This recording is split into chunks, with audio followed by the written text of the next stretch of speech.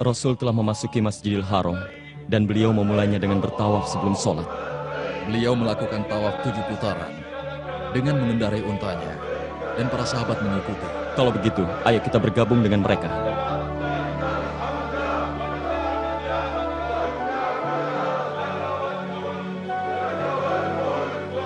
Perhatikan Rasul di sana. Beliau mengusapkan tangannya di rukun Yamani dan juga Hajar Aswad di setiap putaran.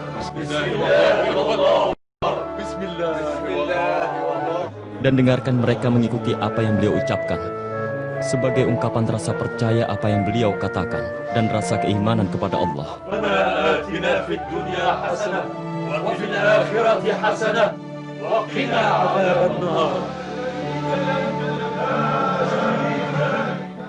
Beliau telah menyelesaikan tawafnya, lalu berdiri di makam kakeknya Ibrahim, bapaknya para nabi. Setelah itu, sholat di sana 2 rakaat. Di rakaat pertama setelah membaca Al-Fatihah, Qul ya ayyuhal kafirun. Dilanjutkan, Qul huwallahu ahad. Di rakaat kedua. Ayo kita tawaf, setelah itu kita sholat. Lalu kita bergabung dengan Rasul dan jamaah haji yang lain untuk melaksanakan sa'i dari Sofa ke Marwah.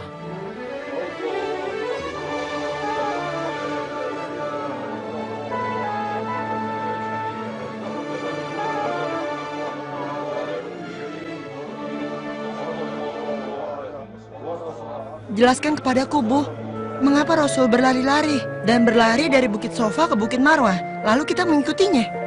Ampuni dan kasihanilah aku ya Allah. Engkaulah yang maha perkasa dan termulia. Ya Tuhanku, ampunilah dan kasihanilah diriku. Melakukan ritual sa'i dari Bukit Sofa ke Marwah untuk mengenang berlari kecilnya Hajar, istri dari Nabi Ibrahim alaihissalam, ketika beliau mencari air untuk bayinya yang bernama Ismail. Oh begitu, sekarang aku mengerti. Aku pernah mendengar seluruh kisah itu.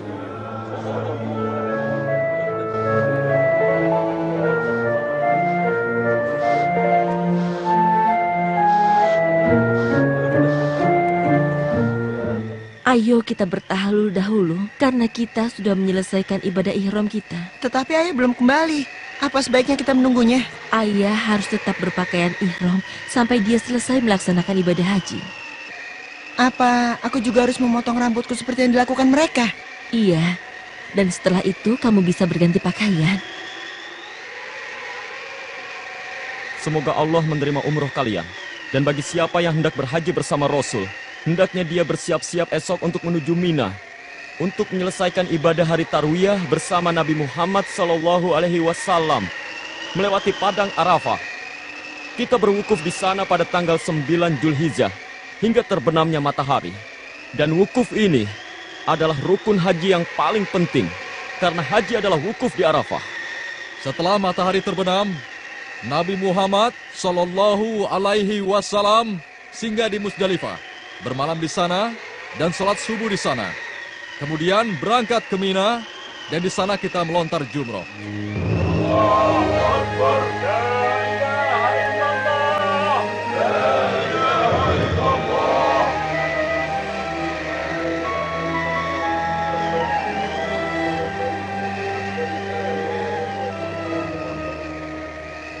Waktu terus berjalan, sementara Rasul masih berwukuf di Arafah.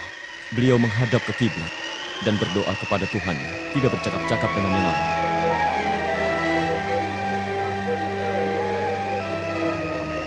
Rasul yang mulia baru saja menerima wahyu dari Allah. Apa bunyi firman itu?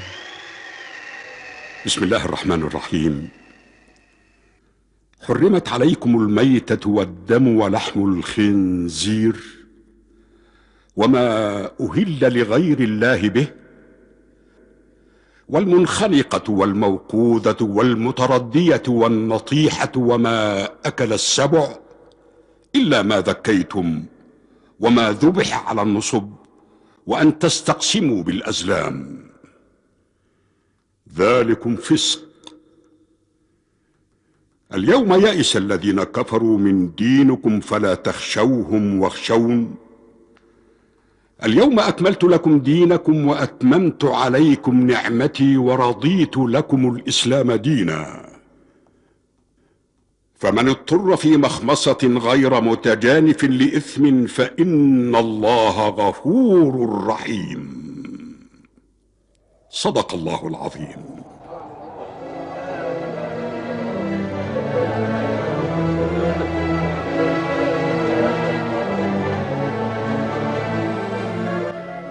Lihat ya, Ya, Rasul sedang turun dari untanya Qaswah dan Rasul sedang memanjat bukit itu.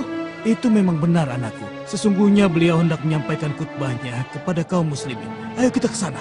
Kita harus mencari tempat untuk mendengarkan khutbah beliau. Ayo istriku, kita jangan sampai ketinggalan. Wahai kaum muslimin, ayo berkumpullah untuk mendengarkan khutbah Nabi Sallallahu Alaihi Wasallam.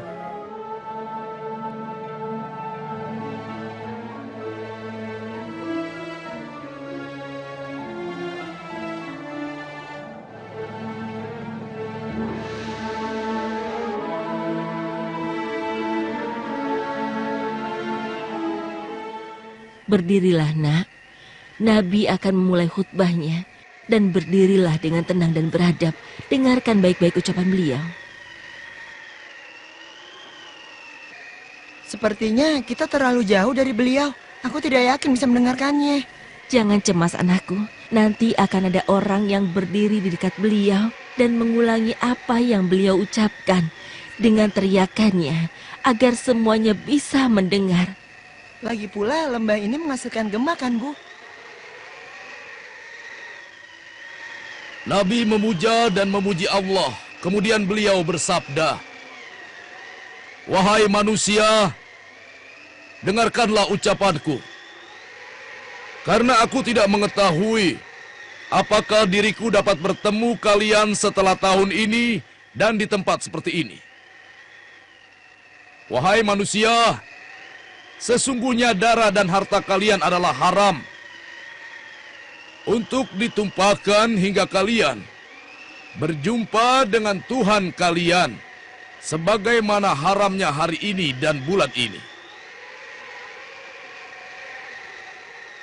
Nabi setelah memuja dan memuji Allah, kemudian beliau bersabda, "Kalian akan berjumpa Tuhan kalian, maka dia akan menanyakan amal perbuatan kalian.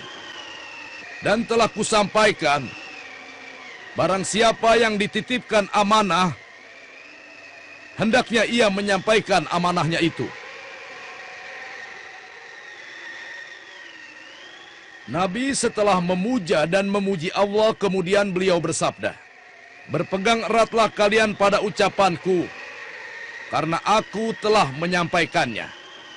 Dan kutinggalkan kepada kalian sesuatu yang jika kalian berpegang kepadanya, kalian tidak akan sesat selamanya, yaitu kitabullah dan sunnah Rasulnya." Dan Rasulullah bertanya, "Tahukah kalian hari apakah hari ini?"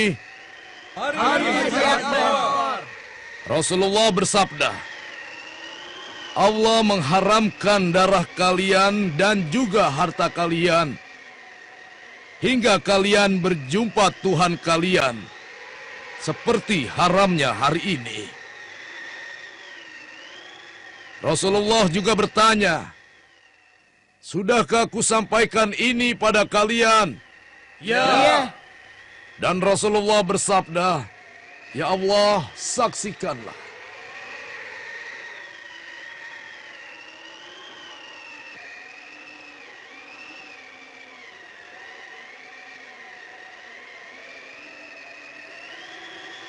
Ibu, Ayah, betapa besar pengaruh khutbah Rasul pada kalian ya. As-Siddiq menangis dan mengatakan bahwa dirinya merasakan risalah Nabi sudah selesai dan hari-harinya semakin dekat. Demi Allah, inilah hujatul Islam yang mana Allah sempurnakan saat itu agamanya. Dan juga Hujatul Balag, yang mana saat itu Nabi menyempurnakan tablignya kepada manusia seperti yang Tuhan perintahkan padanya. Rasulullah Shallallahu Alaihi Wasallam mengizinkan mereka yang lemah fisiknya, laki-laki atau perempuan, untuk berangkat ke Mina lebih dulu. dan melontar jumroh sebelum fajar tiba untuk menghindari desak-desakan.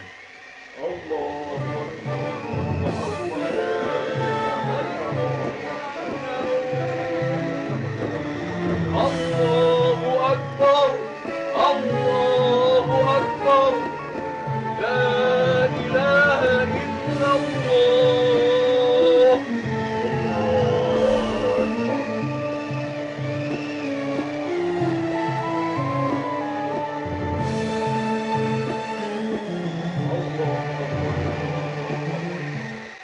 Rasulullah bersabda, "Ambillah dariku tata cara ibadah kalian.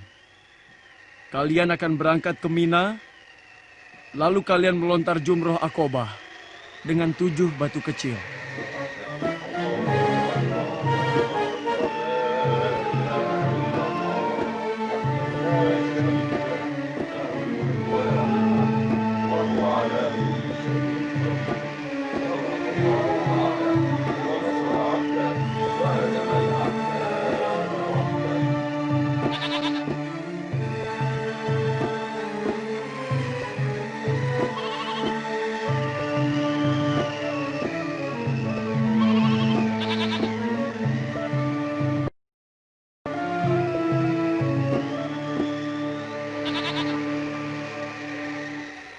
Semoga menjadi haji yang mabrur dengan izin Allah. Jauhkan domba ini agar dia tidak menyaksikan temannya disembelih. Begitulah yang Rasulullah SAW perintahkan pada kita. Alaihi salatu wassalam. Anda benar penyembelih hewan. Memang demikianlah cara Rasulullah mengorbankan hewannya, yang terdiri dari 100 ekor unta, menyembelih 63 unta, sebagai ganti 63 tahun kehidupan beliau. Dan Ali bin Abi Thalib menyembelih sisanya. Sekarang ambillah upah Anda sebagaimana Rasulullah ajarkan. Dan bila dengan ini diriku menafkahi Anda, maka kuniatkan karena Allah. Rasul memerintahkan pada kalian semua untuk berangkat ke Baitullah dan melakukan tawaf ifadah, lalu kembali ke Mina. Setelah itu menginap 2 atau 3 malam dan melontar 3 tempat jumroh.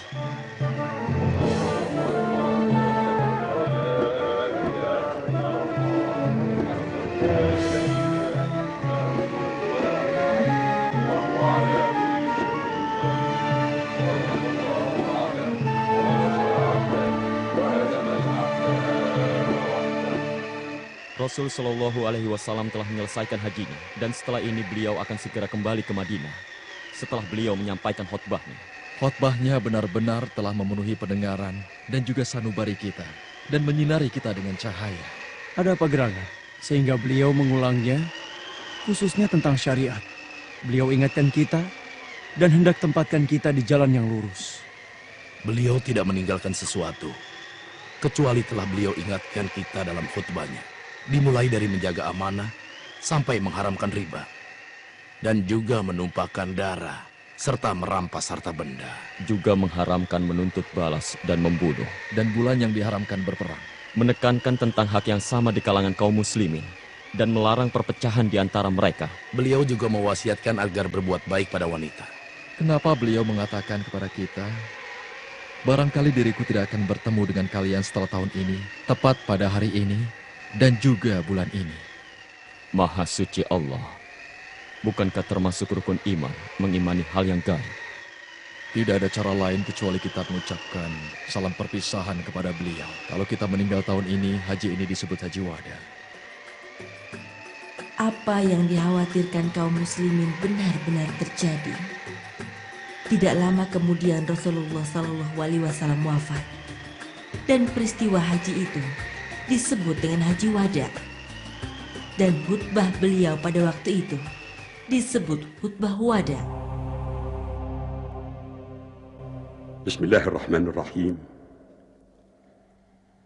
Laqad ja'akum rasulun min anfusikum azizun 'alaihi ma 'anittum harisun 'alaikum bil mu'minina raufur rahim. فإن تولوا فقل حسبي الله لا إله إلا هو عليه توكلت وهو رب العرش العظيم. صدق الله العظيم.